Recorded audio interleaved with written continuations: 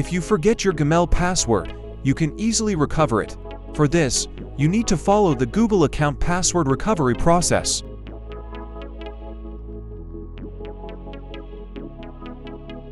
Now tap on Gmail app.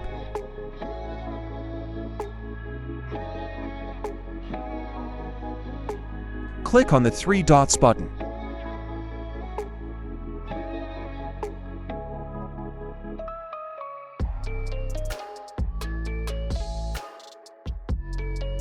Tap on Setting.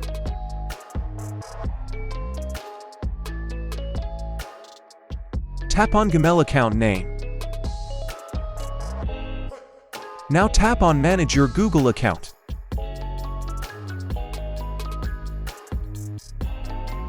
Click on Password Manage.